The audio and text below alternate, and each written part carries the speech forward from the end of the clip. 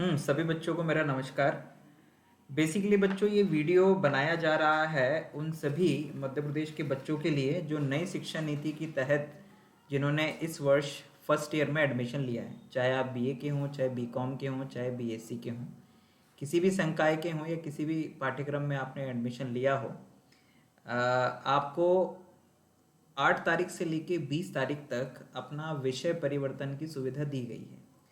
यानी एडमिशन के समय, काउंसलिंग के समय आपने जो विषय लिए हैं, आपने मेजर सब्जेक्ट लिया होगा, आपने माइनर सब्जेक्ट लिया होगा, आपने एक वैकल्पिक विषय लिया होगा, आपने एक व्यावसायिक पाठ्यक्रम लिया होगा, और फिर जो फील्ड वर्क है और जो दूसरी आपके इंटर्नशिप, अप्रेंटिसशिप और जो सामाजिक कार्य से संबंधित प्रोजेक्ट वर्क है, आपने उसको सेलेक्ट करा होगा।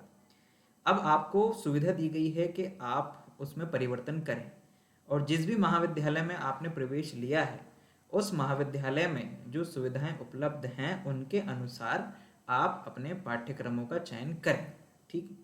शुरुआत में आप लोगों को थोड़ा सा जानकारी का अभाव रहा होगा, इसलिए कई सारे ऐसे बच्चे जिन्होंने जिस विषय में वो आगे भविष्य बनाना चाहते थे उसको मेजर के रूप में ना लेकर माइनर में ले लिया होगा या वैकल्पिक में।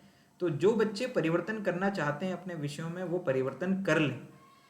विषय में परिवर्तन करने के लिए आपको महाविद्यालय में जाने की आवश्यकता नहीं है। आप लोग अपने स्तर पर अपने ही मोबाइल से अपना विषय परिवर्तित कर सकते हैं। बस आपको एडमिशन के समय जो आपकी आईडी क्रिएट हुई होगी वो आपकी डेट ऑफ बर्थ और आपका पासवर्ड चाहिएगा। चलिए आइए मैं आपको इसको एक एग्जाम्पल यानी कि एक उदाहरण से समझाता हूँ।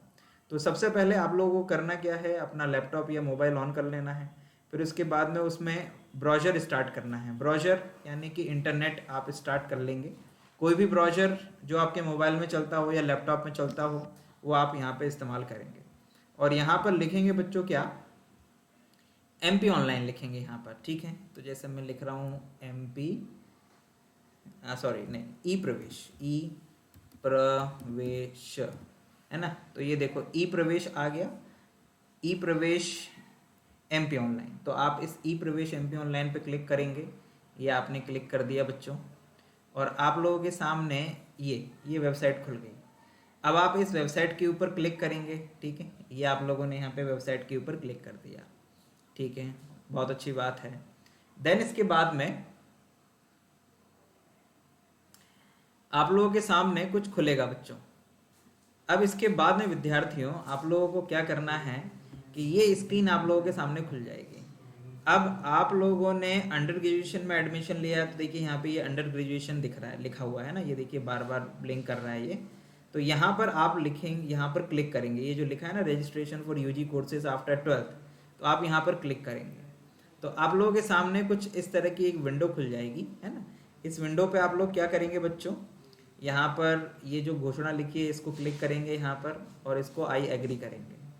अब जैसे ही आप आई एग्री करेंगे बच्चों, तो आपके सामने यहाँ पर ये सारे ऑप्शन खुल जाएंगे। ये देखिए यहाँ पे क्या क्या लिखा हुआ है, न्यू रजिस्ट्रेशन, फिल, पे और अनपेड फीस। ठीक है, अनपेड या lock registration form, online allotment cancellation, reprint allotment letter, registration verification receipt, admission fees submission. हाँ, जो बच्चों का एडमिशन हो गया होगा उनको अपने जो सेकंड जो बच्चे हैं उनको अपनी फीस जमा करनी हो रही होगी, सेकंड किस्त या कुछ और, तो वो लोग यहाँ से जमा कर सकते हैं fees submission, admission fees submission. ठीक है, फिर edit registration, admission fees submission receipt, जो आपको रसीद है, आपने जो फीस जमा करी उसकी रसीद अगर चाहिए तो यहाँ से आप निकाल सकते हैं। अब इसके बाद में बच्चों जो सबसे इंपॉर्टेंट है वो है ये लास्ट वाला, ऑनलाइन NAP यानी national education policy subject updation. आप यहाँ पर जाके अपना सब्जेक्ट अपडेट कर सकते हैं। तो यहाँ पर आप ये क्लिक करेंगे। अब आपसे वो आपकी डिटेल मांगेगा बच्चों, है ना। यहाँ पर वो आपसे आपकी जिसे कहें कि आपकी आईडी मांगेगा। ये डिफ़ॉल्ट में मेरे पास में कुछ थी पहले से ही, तो मैं यह गलती से आ गई है। अब जैसे मैं यहाँ पर एक एप्लीकेशन आईडी लिखता हूँ, ये मैंने एक बच्चे से ले ली थी ताकि मैं आपको एग्जाम्पल के माध्यम से समझा सकूँ। तो देखिए मैं यहाँ पर ये लिखता हूँ 509232, है ना। ये मैंने यहाँ पर लिखा। डेट ऑफ बर्थ लिखता हूँ मैं उस बच्चे की 07 और 2004, ये डाल दिया। और अब उसका पासवर्ड, है ना। तो ये पासवर्ड मैं यहाँ पे लिखता हूँ, लोधी एंड देन @123 4 है ना। यहाँ पे अपन 7 लिख देते हैं और फिर यहाँ पे व्यू डिटेल पे चले जाते हैं। तो ये एक बच्ची का यहाँ पर बच्चों ये खुल जाता है ना। ये जिस भी बच्ची से मैंने डिटेल्स ली थी उसके ये खुल गया। अब इसके बाद में आप लोग क्या करेंगे कि अब आप इसमें नीचे आएंगे थोड़ा सा, ये तो आपके बेसिक डिटेल यहाँ पे दिखेंगी आपको। और ये जो आवंटन विवरण है ये आपने जो शुरुआत में लिया है बच्चों, यहाँ पर जैसे गवर्नमेंट नेहरू पीजी कॉलेज का नाम है, और जो आपने आपका जो कोर्स लिया होगा फिजिक्स केमिस्ट्री मैथमेटिक्स जो ग्रुप लिया होगा बीएससी में वो दिख रहा है। अब इसमें जो मेन चीज़ है कि मेजर दिख रहा है, माइनर दिख रहा है, ओपन इलेक्टिव दिख रहा है, वोकेशनल दिख रहा है। जैसे वोकेशनल में इस बच्ची ने पर्यटन लिया था और प्रोजेक्ट में फील्ड प्रोजेक्ट लिया था। अब इसमें ये परिवर्तन करना चाहती है, तो अब आप इसके नीचे आइएगा, है ना। जैसे यहाँ पे लिखा ना national education policy subject section selection. अब आप नए तरीके से अपने विषयों का चयन कर सकते हैं बच्चों, अपडेट कर सकते हैं, ठीक। तो आपने जैसे यहाँ पर ये लिखा, जैसे आपको मेजर सब्जेक्ट में क्या चाहिए, तो यहाँ पर 3 ऑप्शन आपके सामने खुल रहे हैं, फिजिक्स केमिस्ट्री मैथ। बेसिकली आपके महाविद्यालय में जिस ग्रुप में आपका एडमिशन हुआ होगा आप उसी ग्रुप में से मेजर और माइनर ले सकते हैं। आई रिपीट, उसी ग्रुप में से मेजर और माइनर विषयों का चयन कर सकते हैं। अब जैसे ये बच्ची फिजिक्स लेना चाहती थी मेजर में, पहले इसने मैथ ले रखा था, तो अपन ने इसके लिए फिजिक्स सेलेक्ट कर दिया यहाँ पे, तो देखिए फिजिक्स आ गया, है ना। अब माइनर में ये मैथमेटिक्स लेना चाहती थी, हमने मैथमेटिक्स ले दिया, ठीक है, ये भी हो गया। अब इसके बाद में ओपन इलेक्टिव में ये बच्ची चाहती थी कुछ और पढ़ना, ये केमिस्ट्री नहीं पढ़ना चाहती थी, है ना। तो अब जैसे मैंने ओपन इलेक्टिव के ऊपर क्लिक करा तो देखिए यहाँ पर इतने सारे ऑप्शन खुलने लगे हैं बच्चों। वास्तव में आपके महाविद्यालय ने अपने संसाधनों को का आकलन करने के बाद में आपने यहाँ पर कौन कौन से पाठ्यक्रम वो चला सकते हैं उनकी एक सूची बनाई है, और उस सूची के अकॉर्डिंग अपने जो ओपन इलेक्टिव कोर्सेज हैं उनको यहाँ पर उन्होंने अपने लेवल पर अपने कॉलेज की प्रोफाइल आईडी पर अपडेट करा है, वो कॉलेज का काम होता है। तो जैसे मेरे महाविद्यालय ने इन विषयों को ओपन इलेक्टिव के लिए उपलब्ध कराया है बच्चों को। तो अब ओपन इलेक्टिव ये जो लास्ट वाला सब्जेक्ट है इसमें से ये बच्चा कुछ भी ले सकता है अपनी मर्जी से, ठीक है। तो आप लोग भी जब अपना कोर्स चेंज करेंगे तो आपके महाविद्यालय ने भी यहाँ पे कुछ विकल्प दिए होंगे बच्चों, तो आप लोग भी अपने महाविद्यालय में जो जो विकल्प हैं उसमें से कोई भी एक विकल्प जिसमें आपका इंटरेस्ट हो। जैसे ये बच्ची बोल रही थी कि सर मेरे को हिस्ट्री पढ़नी है, तो हमारे यहाँ पे जो हिस्ट्री डिपार्टमेंट है उसने एक इलेक्टिव पेपर शुरू करा है जिसमें भारत का संवैधानिक इतिहास ये है, तो ये बच्ची चाहे तो इसको लेके यहाँ पर पढ़ सकती है। तो जैसे हमने यहाँ पे डाल दिया भारत का संवैधानिक विकास, तो ये फिजिक्स पढ़ेगी मेजर सब्जेक्ट के रूप में, माइनर में पढ़ेगी मैथमेटिक्स, और ओपन इलेक्टिव में इसने हिस्ट्री चूज कर लिया है बच्चों, ठीक है। अब उसी प्रकार जिस तरह से ओपन इलेक्टिव सब्जेक्ट महाविद्यालय ने आपके कॉलेज ने भी अपने स्तर पर दिए होंगे उसकी चॉइसेस कि वो कौन कौन से पढ़ा सकता है, वैसे ही वोकेशनल कोर्सेस आपके महाविद्यालय में कौन कौन से संचालित हो सकते हैं उसको भी कॉलेज ने अपने प्रोफाइल पे अपडेट करा होगा। तो जैसे मेरे महाविद्यालय ने इन पांच वोकेशनल कोर्सेज को अपने यहाँ पे शुरू करने का क्या बनाया है, मन बनाया है। तो जिसमें जैविक खेती है, डेयरी प्रबंधन है, व्यक्तित्व विकास है, वित्तीय सेवाएं एवं बीमा है और बागवानी है। अब इनमें से कोई बच्चा जो भी महाविद्यालय में फर्स्ट ईयर में एडमिशन लिया है, इनमें से कोई भी इलेक्टिव व्यावसायिक पाठ्यक्रम शुरू कर सकता है। इसको पढ़ाने की व्यवस्था महाविद्यालय करेगा। तो जो भी आपको अच्छा लगे, आपके महाविद्यालय में जो भी उपलब्ध हो उसको समझिएगा। जैसे कि ये जैविक खेती है तो इसमें ज़्यादातर जो कृषि से जुड़े हुए बच्चे हैं उनको लाभ मिलेगा। जैसे डेयरी प्रबंधन है, अगर आपके घर में बहुत ज़्यादा गाय भैंस हैं और आपके यहाँ पे अच्छा दुग्ध उत्पादन होता है तो ये कोर्स आपके लिए फ़ायदेमंद है, इसका आप आगे इस्तेमाल कर सकते हैं। व्यक्तित्व विकास, जैसे आप लोगों को किसी कंपनी वगैरह में आगे जाके ज्वाइन करना है या फिर किसी खास जिसे कहें कि संस्था से जुड़ने का आपका मन है, चाहे वो बीमा हो, चाहे बैंकिंग हो, चाहे कुछ, तो वहाँ पे हर पद के अनुरूप वहाँ पर एक व्यक्तित्व की, जैसे कहें कि हर पद का एक अपना एक व्यक्तित्व होता है। जैसे टीचर का अपना एक व्यक्तित्व होता है ना, जैसे डॉक्टर का अपना एक व्यक्तित्व होता है, तो उनके साथ में जो काम करने वाले लोग हैं उनका भी एक अलग व्यक्तित्व होता है। तो इस पर्सनालिटी डेवलपमेंट के माध्यम से आप किसी पर्टिकुलर सेक्टर के लिए एक खास तरह की टर्मिनोलॉजी या फिर जिसे कहें कि जो वहाँ की ज़रूरतें हैं उसको विकसित कर सकते हैं अपने अंदर, ताकि वहाँ पर आपको जॉब मिलने में आसानी हो। अब जैसे ये finance and service and insurance है, तो ये हम लोग यहाँ पे शुरू कर रहे हैं क्योंकि आने वाले समय में इसकी बहुत ज़रूरत पड़ेगी। हर तरीके से लोगों का बीमा होना आवश्यक है और लोगों को फाइनेंशियल सर्विसेज की आवश्यकता ही होती है। जैसे मैं अपना इनकम टैक्स रिटर्न खुद जमा करता हूँ, लेकिन कई लोग नहीं कर पाते होंगे, तो इसलिए हमें ऐसे लोगों की आवश्यकता है जो ये काम कर सकें हमारे बिहाफ में। तो ये वो पाठ्यक्रम है जो आपको इसमें मदद करेगा ना। उसी तरह से बागवानी एक व्यावसायिक पाठ्यक्रम है, जो जैसे आप अपने यहाँ पर आपके पास में कोई ज़मीन है अगर, तो आप उसमें जैसे कोई बाग लगाना चाहते हैं, चाहे आम का बाग हो, चाहे जाम का हो, चाहे अंगूर की खेती हो, तो ये चीज़ आप लोगों को वहाँ पे काम आ सकती है। ठीक, तो यहाँ पे मान लीजिए इस बच्ची ने जैविक खेती सिलेक्ट कर लिया है ना, मैं कर नहीं रहा हूँ, मैं केवल आपको बता रहा हूँ कि आप अपनी रुचि के अनुसार फिर यहाँ पे सेलेक्ट कर लीजिएगा बच्चों, है ना। अब प्रोजेक्ट में जैसे 4 ऑप्शन सभी को खोलेंगे बच्चों, ये फील्ड प्रोजेक्ट हो गया, इंटर्नशिप हो गया, अप्रेंटिसशिप हो गया, कम्युनिटी इंगेजमेंट एंड सर्विस हो गया। तो मेरा आप लोगों से निवेदन है कि इसको बहुत ध्यान से समझ के चूज करिएगा, है ना। पहले अपने महाविद्यालय में बात कर लीजिएगा कि वो आपका जो डिपार्टमेंट है, जैसे ये बच्ची बीएससी की स्टूडेंट है, तो बीएससी के जो फिजिक्स केमिस्ट्री, जैसे ये फिजिक्स डिपार्टमेंट को, फिजिक्स को मेजर में ले रही है, मैथमेटिक्स को माइनर में ले लिए, तो बेसिकली इसका विज्ञान संकाय है। तो विज्ञान संकाय के जो वहाँ पे डिपार्टमेंट्स है, वो कौन सी चीज़ अपने यहाँ पर शुरू करवा रहे हैं और कौन सी चीज़ आगे चल के वो अच्छे से अपने यहाँ पे इम्प्लीमेंट कर पाएंगे, उसको ध्यान में रखते हुए आप लीजिएगा।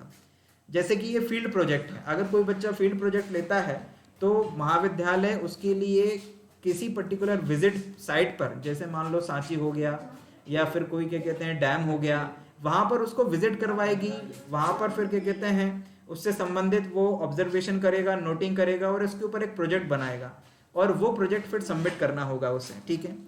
इसके लिए महाविद्यालय व्यवस्था करेगा बच्चों आपके लिए किसी भी साइट पर जाने के लिए, तो उसके लिए वहाँ पे अनुमति लेना, वहाँ पे आपको लेके जाना, ये सारी जो व्यवस्थाएं हैं सामान्यतः महाविद्यालय को करना है। लेकिन आपके महाविद्यालय में क्या सुविधा होगी वो आपको खुद बोल देंगे ये करने के लिए, ये फिर आगे का मैटर होगा। तो इसमें आपको किसी जगह पर जाकर भ्रमण करके वहाँ का प्रोजेक्ट कंप्लीट करना पड़ेगा। तो ये फील्ड प्रोजेक्ट अगर आप सिलेक्ट करते हैं तो आपको ऐसा करना पड़ेगा।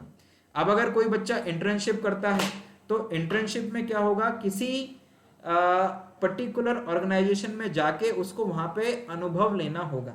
जैसे मान लीजिए आप बीएससी कर रहे हैं, आपका आगे इसको आपको इच्छा है कि मैं टीचर बनूं, तो फिर आपको किसी प्राइमरी स्कूल में या मिडिल स्कूल में जाकर वहाँ पे बच्चों को 10 से 15 दिन पढ़ाना होगा और वहाँ से एक सर्टिफिकेट लेना होगा।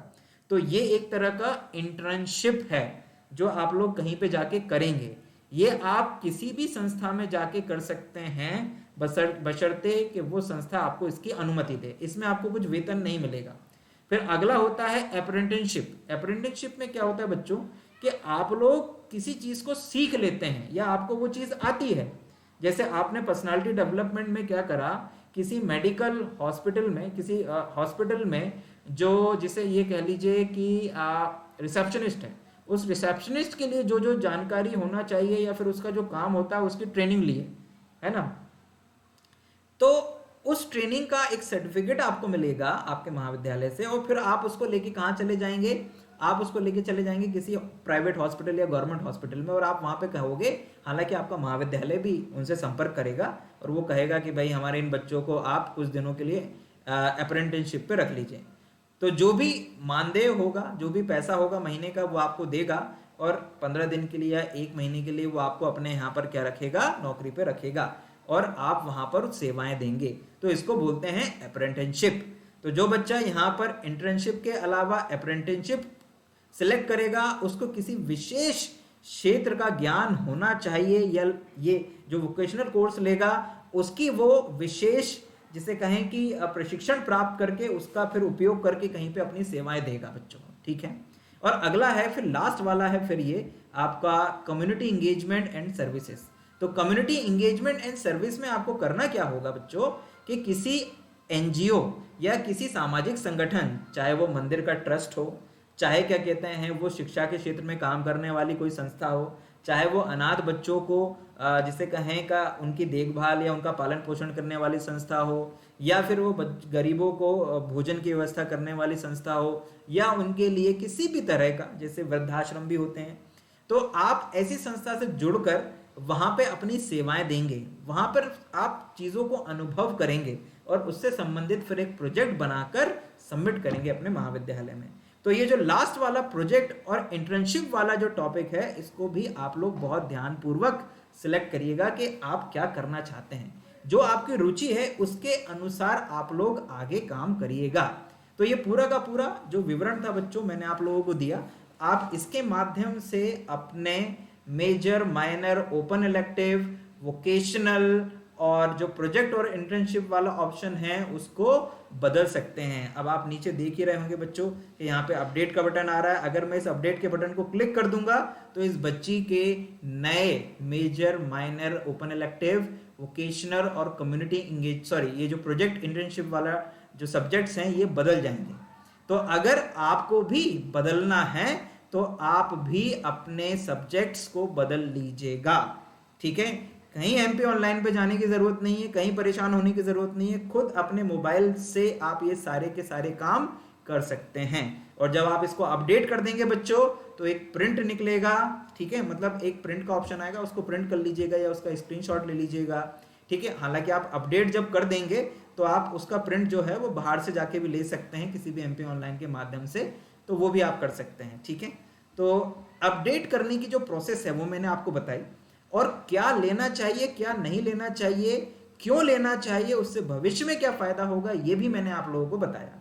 तो आप अपने भविष्य की योजनाओं को ध्यान में रखते हुए, जो आप बनना चाहते हैं लाइफ में उसको ध्यान में रखते हुए ध्यान से अपने विषयों का चयन करें और आगे बढ़ें, बिकॉज आपका आज का सही निर्णय आपका भविष्य बनाएगा, और आपका भविष्य से ही आपके माता पिता का भविष्य जुड़ा हुआ है, आपके परिवार का भविष्य जुड़ा हुआ है, और आपके देश का भविष्य भी जुड़ा हुआ है। जब आपका अच्छा भविष्य होगा तो अपने आप ही आपके देश का अच्छा भविष्य हो जाएगा, ठीक है। इसलिए जो भी प्रयास ये शासन की ओर से किया गया है, प्रयास करिए कि इसको आप सफल बनाएं अपने स्तर पर, अपनी क्षमता अनुसार। बहुत बहुत धन्यवाद। जय हिंद, वंदे मातरम।